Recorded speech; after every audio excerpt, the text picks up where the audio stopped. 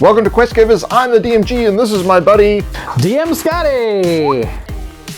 Hey, prepare to get hooked on adventure while we talk about how to prepare an RPG session.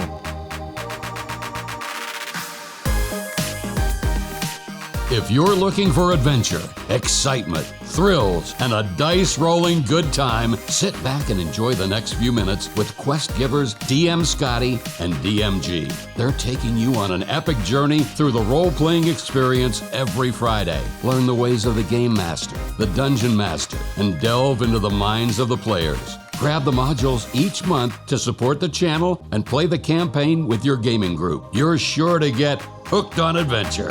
To support this channel, don't forget you can check out our website, questgivers.com, where you can purchase all the modules that we talk about, and finally support us on our Kickstarter on September 1st.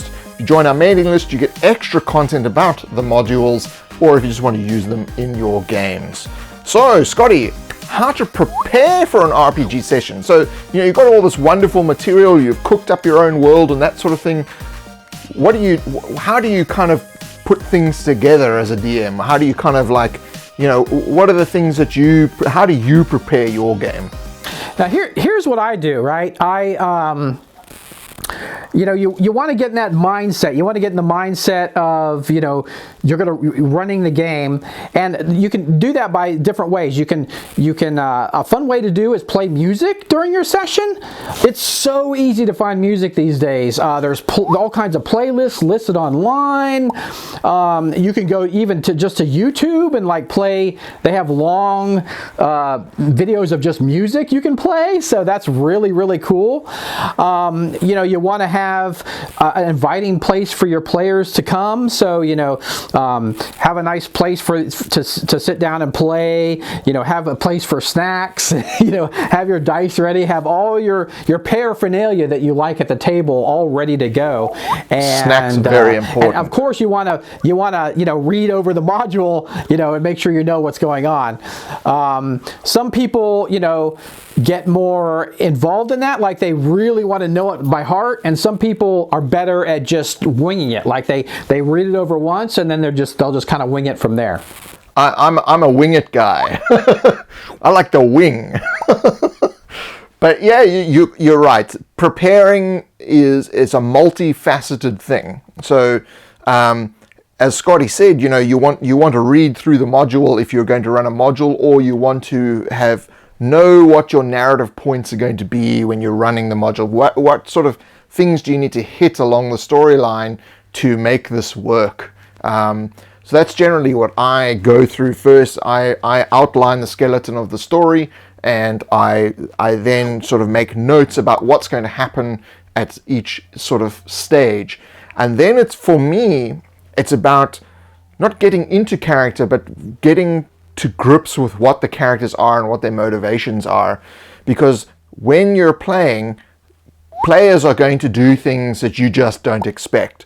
So you need to know what this character is, this NPC, so that when a player throws something at you, you kind of have an idea how you as the DM are going to react to that. Now we try to build a lot of that into Death and Taxes, the module, and the next module, the Loyalists. But it's very important, I think, as the DM, that you get to know those characters in your mind, because when the players throw a curveball at you, that's when you're going to need that. And atmosphere is also very, very important. Now, when you're playing online, it's a little bit different because it can be quite distracting if you've got a lot of music and that kind of stuff playing.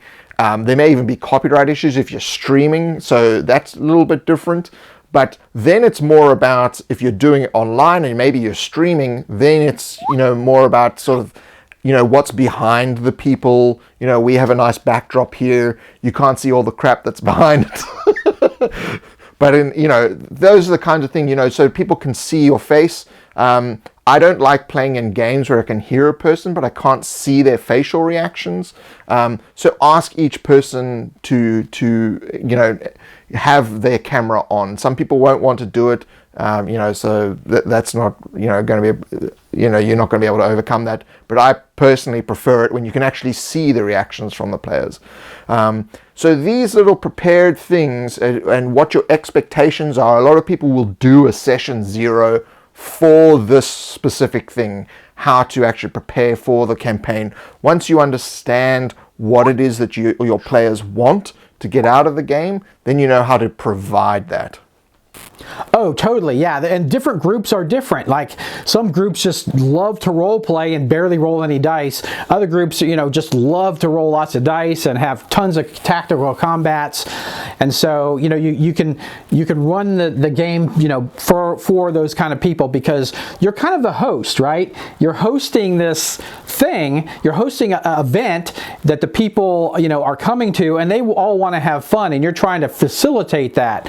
So, yeah, and giving them that, is just so satisfying as far as I found. Like when I can tell, at this point when my players are having a good time and loving the game. But with like a new group, you're going to have to kind of feel around a little bit. You're going to have to kind of learn what they like and that kind of thing. And, do little experiments, like in our module, like we have a thing where when you come to shore, it's not necessarily laid out for you where you go, right? You see this, and you see this, and you see different things going on, and the characters will be like, oh, I'm interested in that, or this, picks my interest, or, I want to check this out. So, the module is kind of nice because it gives the players a chance to decide, what they might be interested in, and then as a GM, you can follow that. We fully expect them to mess it up. We know that it's not going to go straight down the line. You'll see when you read the modules. It's like, if this person dies, if this person dies, if this person dies. So we're kind of, like we're giving you something to work with at the very least. But yeah, I think one of the key points you kind of loosely touched on there with preparedness is also time. When you're getting a new group of people together, managing when your sessions are actually going to be, and say, well, if everybody can make Friday evening at 7 o'clock, that's when your session should be. Or if everyone can at least make one Saturday a month, that's when your session should be. And that's quite important that everyone can commit to that, because when you've got a campaign and we can tell you up front there will be 12 modules and it will come out every month, there'll be a new module. So if you play once a month, you will be able to use this. If you play once a week, then you'll probably have to wait a bit for, to build up some modules to do it. But, that at least then, and you can tell your players, look, I'm going to make a 12 session arc on this. Who can you give me at least one day a month for the next year? Or one day a week for the next 3 months. That I think is very, very important in terms of preparedness. Oh yeah, totally. And the way the modules are, I mean, if your group's they want to explore everything, the modules could definitely last more than one session. If they're kind of a rush through it group, it may not last as long. But yeah, so there's a lot of content in there for you to play with and have fun with. And with the additional content, you can begin to do little side quests. And we do hope to, if we have time, to actually just throw in a couple of, little small side quests here and there. That's one of the things we want to try to do, whether we're actually able to do it or not. But we're trying to keep well ahead so that we have everything ready to go. First of the month, first of the month. Jesus, where's my language? First of the month, the module drops. And then we talk about the module in all these videos, and we get you involved in the process and get you involved in the extra content that's built around it. And one thing, guys, I wanted to mention was the layout of the modules. Okay.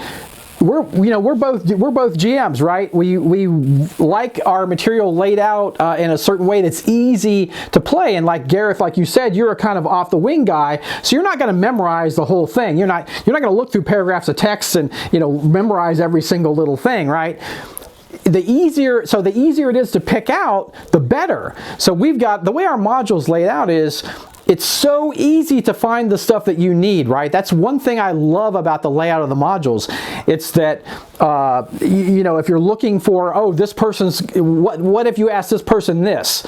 And what if you ask this person this? What if you go here? What if you go that? It's broken down very logically so you can easily find it. And that, I think, is going to be a huge help to you guys who are GMing these games when you're looking for things. Because that just drives me nuts in some of these modules, that they're just paragraphs and paragraphs and paragraphs, and you're making all kinds of notes, and you're like, drawing all kinds of lines under stuff and trying to, this and that.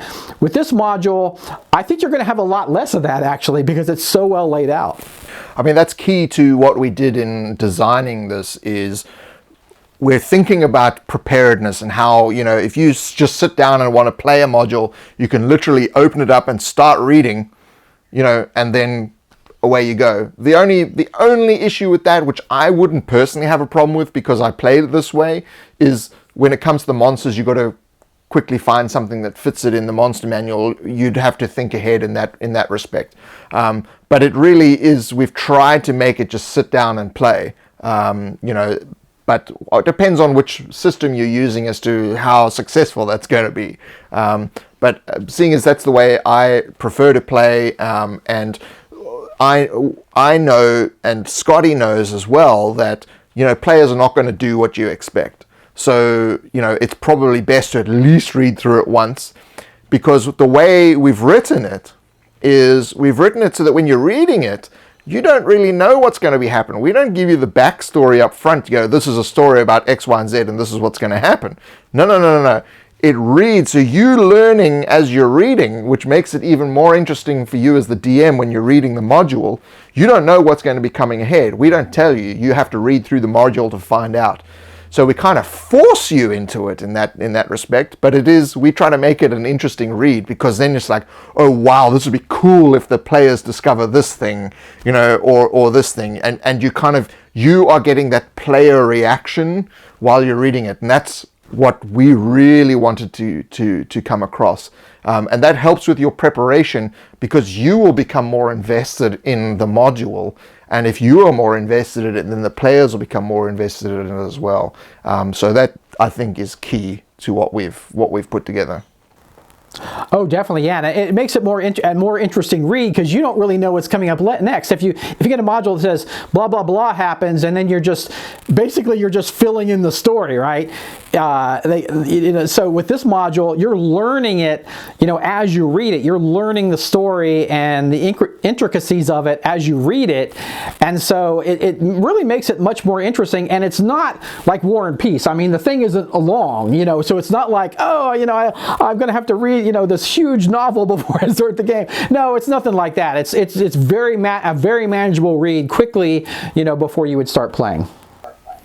Yeah, I mean, we are not War and Peace writers. By any stretch of the imagination would Tolstoy go, oh yeah, this is mine. But, it's very important for us that when you're reading it, that you get that player feeling. And that's, I think, what we actually have done successfully in this module, is you get that player feeling.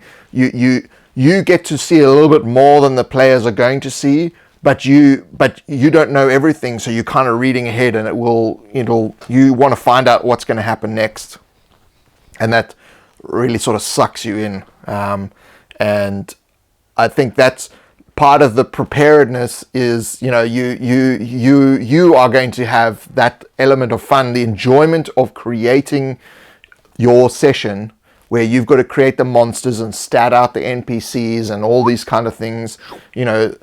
We don't do that for you, because we understand as DMs, we like to modify things and make it our own. So we like to throw in the monsters and work on the NPCs and stat out the NPCs and that sort of thing. And you'll know which NPCs to devote what kind of time once you've read through the whole thing. Because there might be some NPCs that won't last very long. Right.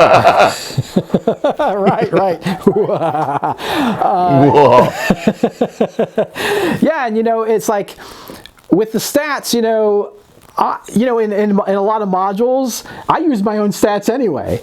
Like, I don't use the stats that are necessarily in the module because they don't necessarily fit the group, right? You may want to, a lot of people reskin monsters, and you may not want the standard gobbledygook or whatever. You may want to give it some extra stuff. And if you have a stat in front of you, it seems kind of limiting. It's kind of restricting. I feel I gotta run it with this. Whereas, if you're getting a stat that will work for your group and be fun for your group, I think that's a really cool thing. And it's part of a little bit of homework that we're asking you to do. But I think it's well worth your while, and it's not that hard to do. I mean, I do it all the time in my games. Well, I mean, we've got a custom monster in there called a warp ferret. Now, I'm a warped and twisted individual, and Scotty has some warped and twisted tendencies as well. But we didn't want to stat out this creature because, you'll see it on the cover. You can see it there sitting on the cover. It's got a nice floofy tail, and you get to decide sort of how strong it is and what sort of damage it's going to do. We've just kind of added the flavor and one of the key aspects of the monster, and what it's capable of doing. Hint in the name. But it's, again, something you won't find in the monster manual. You won't find it in any bestiaries. It's an amalgamation of different things, but this gives you the freedom to go, what would this creature be like? What other creatures would I merge together? What level are my players at? If my players are level 10, this thing needs to have like way more damage capability. But if they're level 1, it's going to be statted out like a house cat.